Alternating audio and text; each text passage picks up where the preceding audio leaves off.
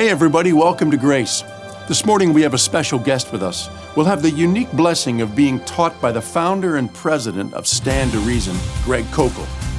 Stand to Reason is a ministry that equips Christians to defend their faith and engage the culture with confidence. In today's message, Greg will dive into what happened to cause the definition of tolerance to become a source of confusion in our modern world. Why are so many people mad at Christians lately? Why are followers of Jesus often lumped in with other religious fundamentalists as a dangerous threat to liberty in America? Well, if you've struggled to understand these ideas, you're not alone. And I'm excited for what the Lord has for us today. Please give a warm Grace Church welcome to Greg Koukl. Wow, thank you. Wow, that warms me up. I'm wearing my jacket because I was cold before I got up here. This is Minnesota after all. I grew up in Chicago, and the last half a century I've been on the West Coast, so my blood got thin, right? But thank you for that warm welcome, and a special welcome to those that are in the chapel and looking on internet, and those at Chaska and that town that sounds like Pocatello. Pocatello. Welcome here. You know, I want to give a special thanks to this church because yesterday we had 4,000 young people in this auditorium. I mean, yeah, for the last 5 years, we've been knocking it out of the park at this church, filling this auditorium with middle schoolers and high schoolers and their parents and their youth leaders.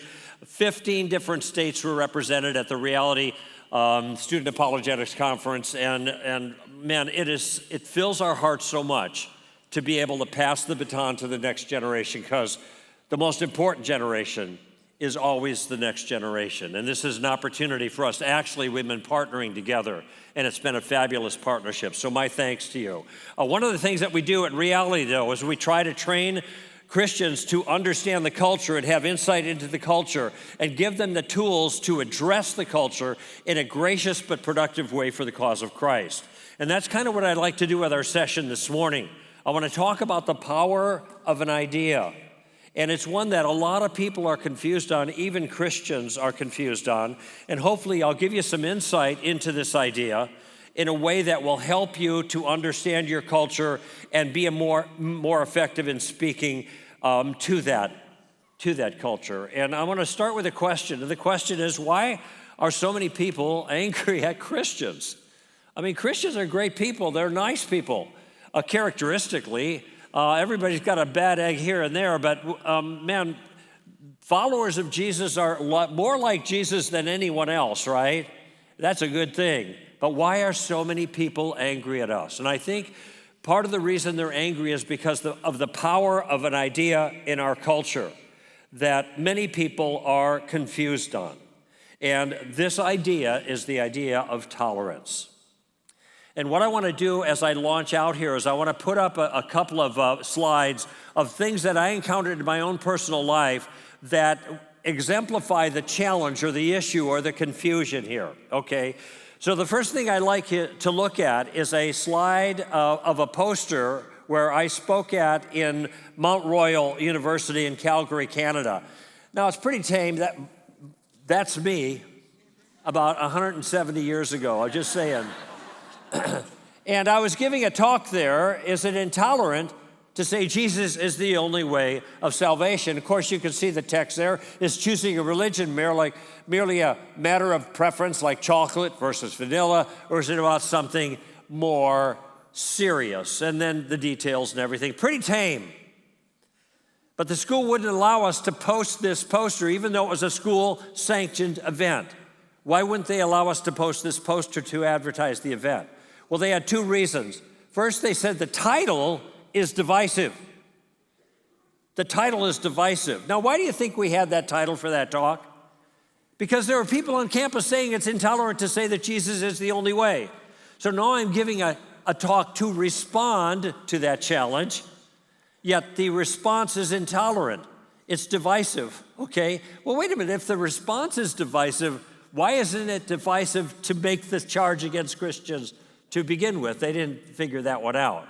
And incidentally, the group that was responsible for this interruption of our expression of free speech was the campus human rights group. Go figure. Now, the next one is a piece from the LA Times, and sometimes I wonder how editors can kind of post things and not see the contradiction built into it. Let's see it. And here you have a piece that talks about a demonstration of sorts, and it says, gay leaders say protesters are using hateful tactics.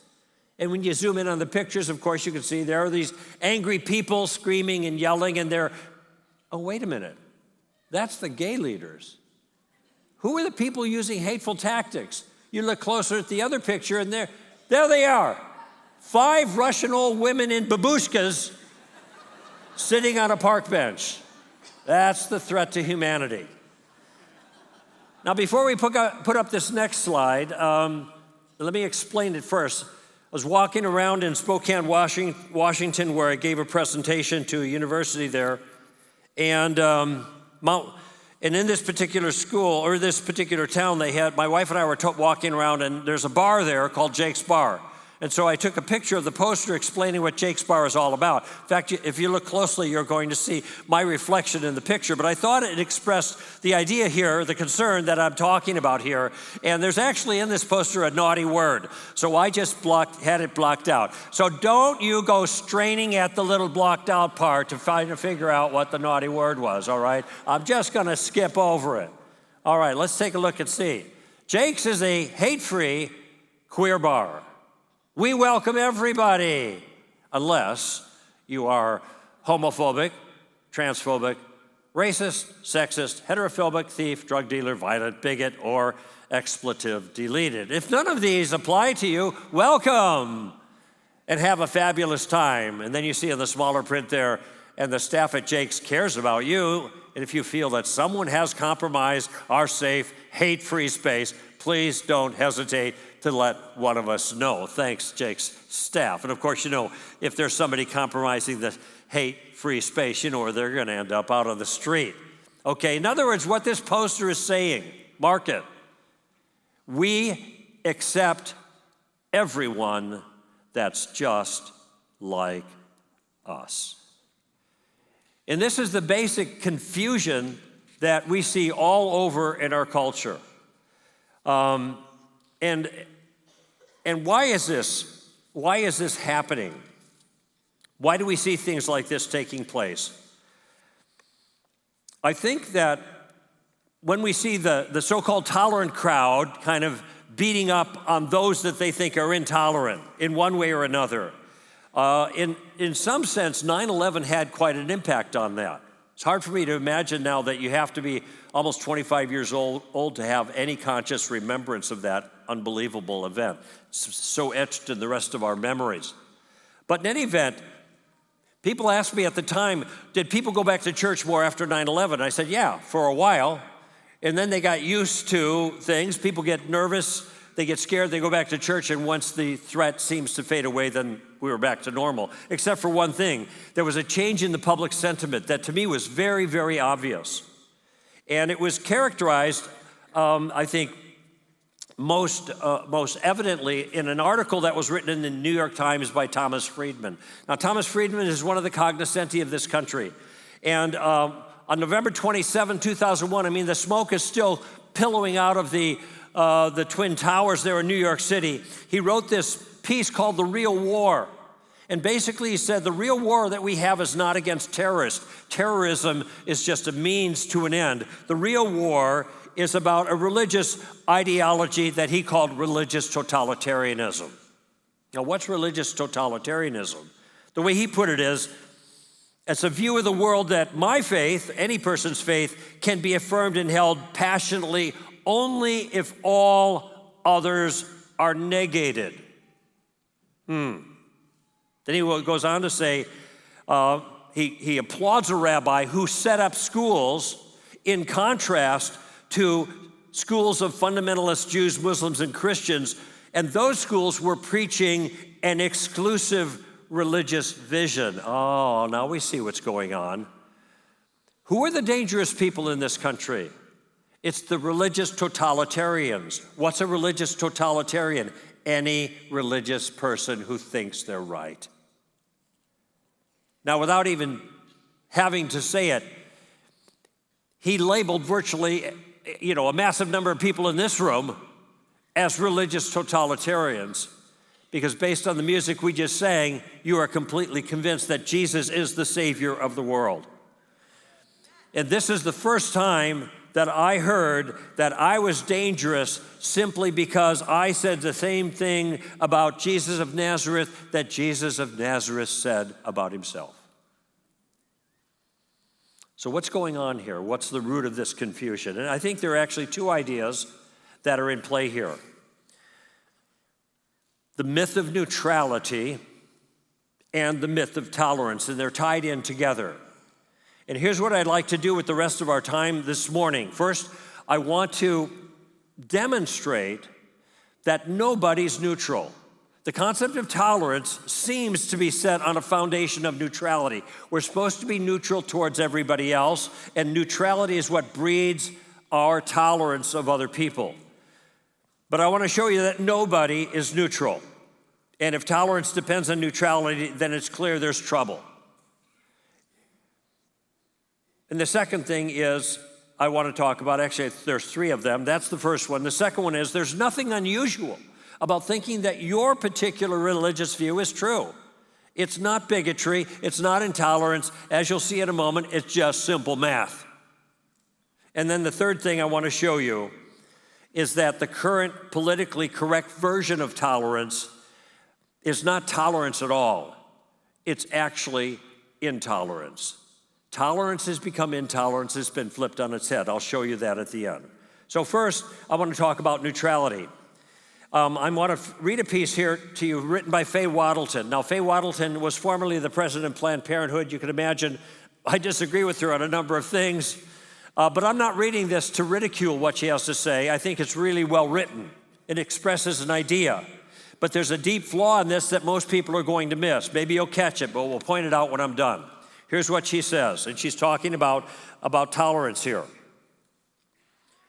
Like most parents, I think that a sense of moral responsibility is one of the greatest gifts I can give my child. But teaching morality doesn't mean imposing my moral values on others. It means sharing wisdom and giving reasons for believing as I do, and then trusting others to think and judge for themselves. My parents' morals were deeply rooted in religious conviction, but tempered by tolerance, there's our word. The essence of which is respect for other people's views. They taught me that reasonable people may differ on moral issues and that fundamental respect for others is morality of the highest order. She writes, I have devoted my career to ensuring a world in which my daughter Felicia can inherit that legacy. I hope the tolerance and the respect I show her as a parent is reinforced by the work she sees me doing every day, fighting for the right of all individuals to make their own moral decisions about childbearing. Of course, we're talking about abortion on demand there. 75 years ago, Margaret Sanger founded Planned Parenthood to liberate individuals from the mighty engines of repression. As she wrote, the men and women of America are demanding that they be allowed to mold their lives not at the arbitrary command of church or state, but as their conscience and judgment may dictate. Then she closes, I'm proud to continue that struggle to defend the rights of all people to their own beliefs. When others try to inflict their views on me, my daughter, or anyone else, that's not morality. It's tyranny. It's unfair, and it's un-American. Close quote. Wow, that's good writing. That's powerful. It sounds so reasonable. It sounds so sensible. It sounds so tolerant. But there's a major flaw here, and maybe you caught it. First, let me look at her particular view here. Notice her emphasis on neutrality. We should trust others to think and judge for themselves, and Americans are demanding that they be allowed to mold their lives as their conscience and judgment may dictate. In other words, we ought to be tolerant of other people's point of view. And neutral, if we're not neutral, then we're not tolerant. You see that there? All right. She goes on to promote this moral neutrality in her words. So what's the flaw? Here's the flaw. Faye Waddleton's not neutral. She says she wants to continue the struggle to defend the rights of all people to their own beliefs. Fair enough. But then she has this to say of those whose beliefs are not the same as hers. They are unfair, un-American, and tyrannous. By the way, those are moral labels, right? For example, does Faye Waddleton show the same neutral respect for a person following their conscience to block an abortion clinic because of what they understand is going on behind those doors? No, she thinks that's wrong. Now, she may have her reasons for doing that. That's not my point. My point is she's not neutral. Further, Faye Waddleton will happily take her views and force them on you. How do I know that? Because she said that. Really? Where'd she say that? I have devoted my career to ensuring a world in which my daughter Felicia can inherit that legacy. What legacy? Her point of view. And how does she ensure that? She's a lobbyist. She goes to Capitol Hill and she lobbies for her point of view to get her point of view ensconced in law so that you have to obey her view even if you don't agree with it. It's almost as if she's saying, I've devoted my career to making sure that my point of view is enforced. Now look, I don't object to her doing that. We just had an election, okay? Everybody gets a voice, everybody gets a vote. Some places, some people get two. But in any event, that's the American system. My point is, it's not what? Neutral. It's not neutral. Anybody who weighs in on anything, on any issue, they are no longer neutral. They have a point of view they think is right, and they think the other person is mistaken. And by the way, just a case in point to sharpen it just a moment. Pamela Moraldo, who succeeded Faye Waddleton as president of Planned Parenthood, made this comment when the Congress passed a law making it a federal offense to block an abortion clinic. And here's what she said, quote, "This law goes to show that no one can force their viewpoint on someone else." Now you're chuckling because you see the contradiction. All laws force a viewpoint. That's the point of the law. Again, I don't object to her, influencing the legal system in that way. My point is, it's not neutral. So neutrality is a myth. That's the first point. And I'm hoping just those illustrations that I gave you will allow you to now see something that you didn't see in culture. You're going to see all these circumstances popping up where people are acting as if they're neutral, and you see they're not neutral at all. They're passing judgment on the other side. Second point. It's not a vice to think one religion is true and others are false. I got invited to do a TV show in Toronto a number of years ago. The show was called Test of Faith. Now, it wasn't a Christian show. No, that's not going to help. I need like gasoline or something like that. Thank you. Problem with that is I'm going to baptize somebody in a minute in the front row. Thank you, though.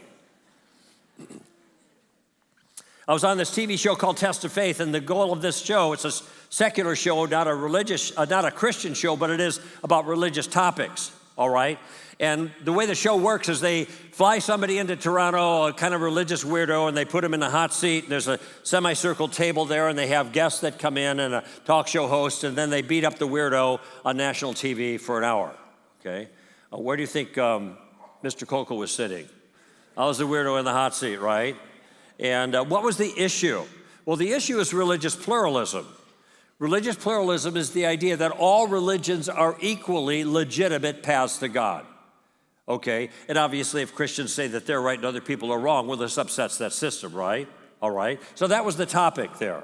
Now, before they do these kind of interviews, shows, they have an interview beforehand. So I'm in LA, they're in Toronto, and so Pierre, part of their staff, gives me a phone call. They want to find out whether the guy they're going to put in the hot seat is weird enough, right? So Pierre gives me a call, and we talked for about 40 minutes on the phone. It's a great conversation.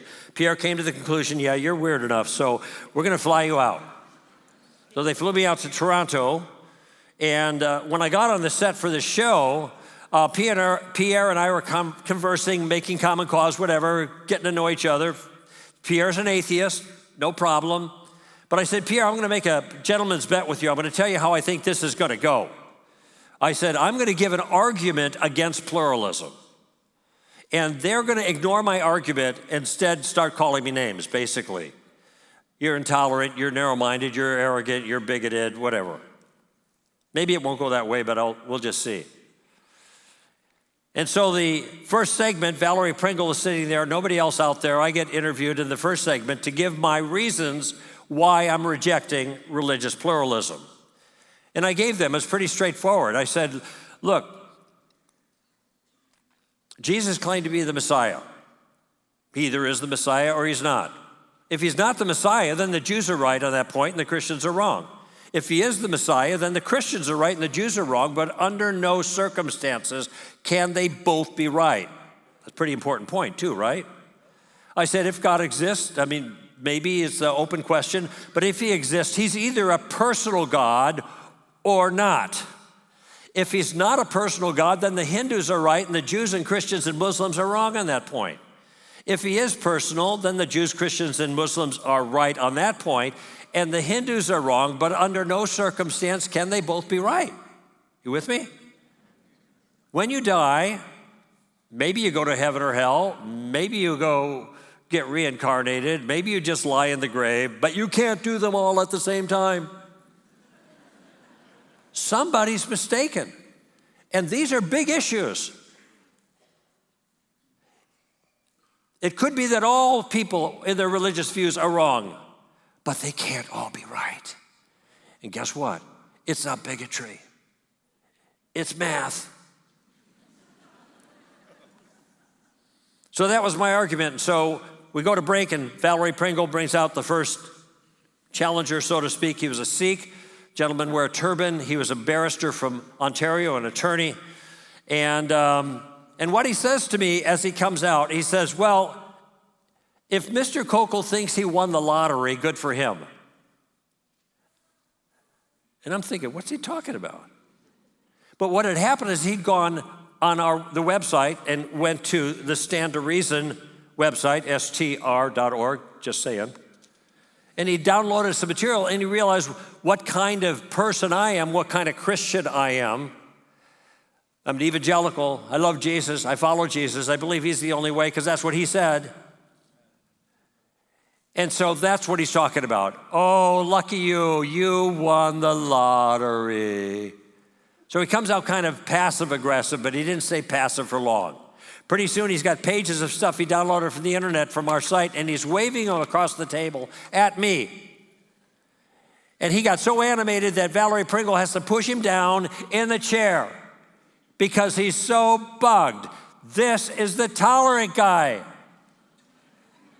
Now I'm just, I'm very comfortable. I'm relaxed. And it's easier to be comfortable when you have the truth and the Holy Spirit, and you know how to defend the truth in a hostile situation. It makes it easier. So I wasn't, giving up any nasties at all, but he's all over me. And then they bring out a Hindu pastor, and he was nicer, but same thing, pluralist, all religions lead to God. And then they brought out a female pastor from the United Church of Canada, and she was having at me big time. Now, what's really interesting about this, they know I'm a Christian, and they think my Christian view is false, and so they're at me, and pretty soon in the conversation, certain words start coming up. Words like narrow-minded, arrogant, intolerant, bigoted. Are they responding to my argument? No, they're fulfilling my prophecy.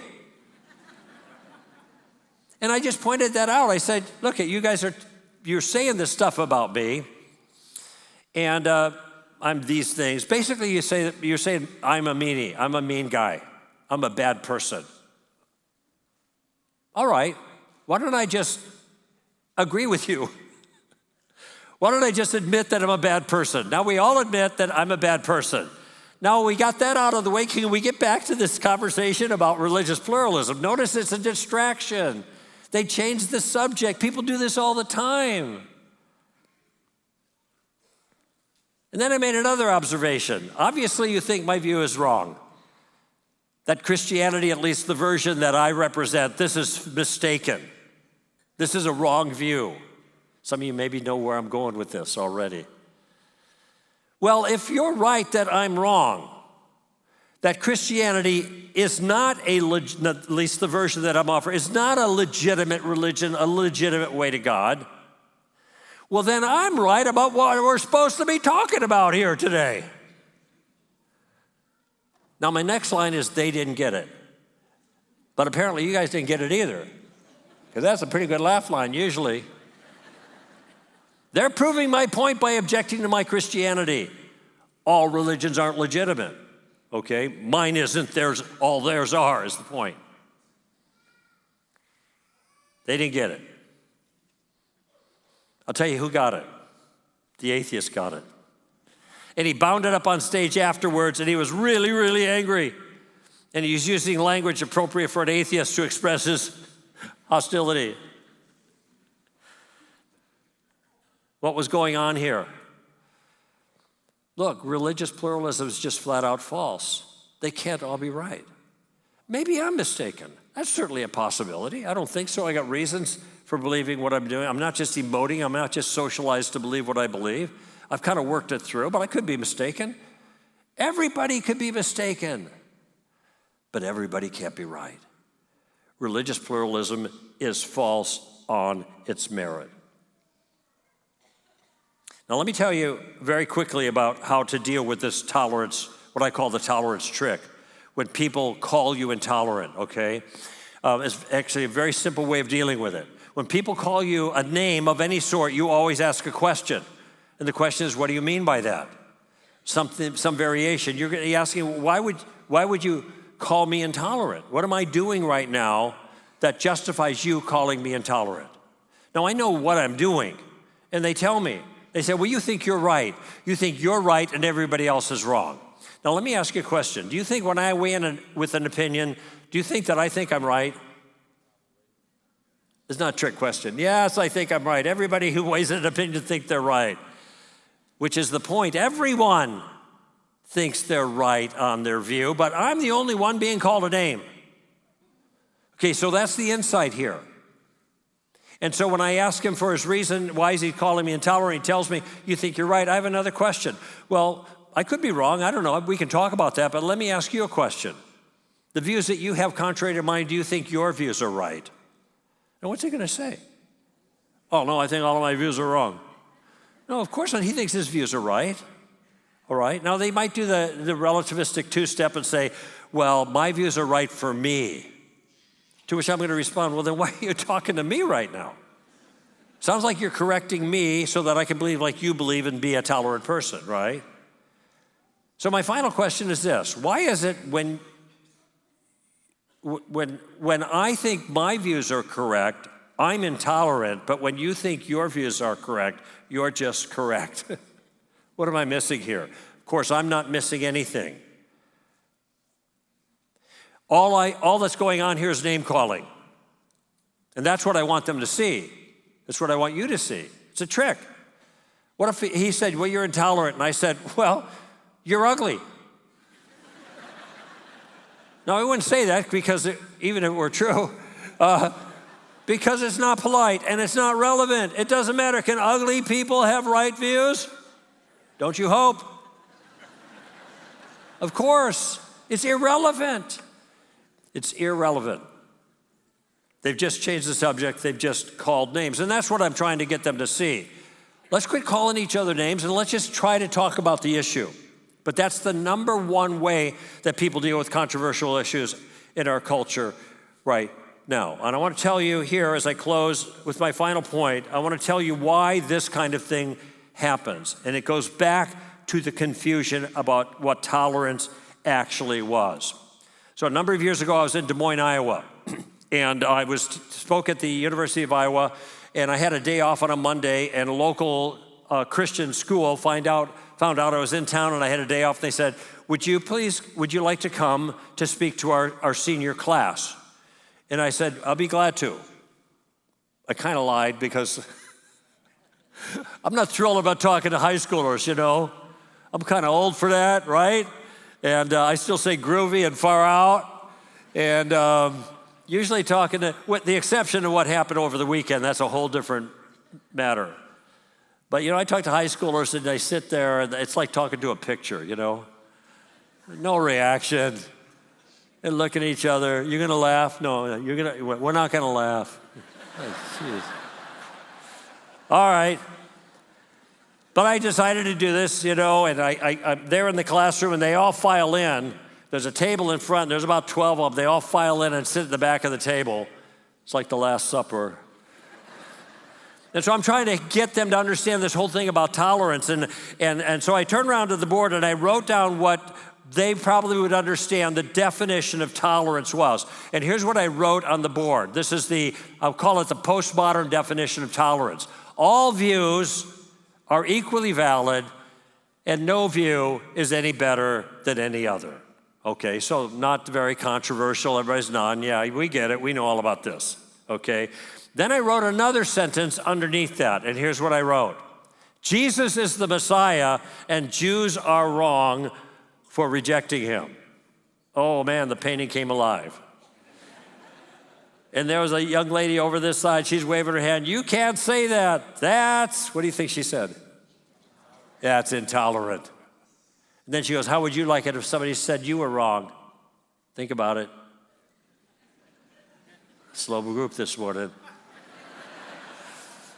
You mean like you're doing right now, young lady? I said, it doesn't bother me at all. I'm a grown-up. By the way, this goes to show what this mentality is doing to our kids. It's teaching them that they have a right to be angry if somebody disagrees with them. And she said, well, that's intolerant. And she's noticing that the second sentence violates the first sentence. But then I pointed out, I'm going to point out that the first sentence violates itself. So I circled the first sentence and I asked the question, is this a view? That all views are equally valid, right? They said, yes, it is a view. Then I circled the second sentence. Jesus is the Messiah, Jews are wrong for rejecting him. And I asked the same question, is that a view? Oh, is this gonna be on the test? Oh. Finally, they realized it is a view. And I said, well, this is odd, isn't it? You guys believe that all views are equally valid. No view is better than others. Then you object when I talk about Jesus being the Messiah and Jews being wrong for rejecting him. If you object to the second thing, you're violating the first thing. Do you see that?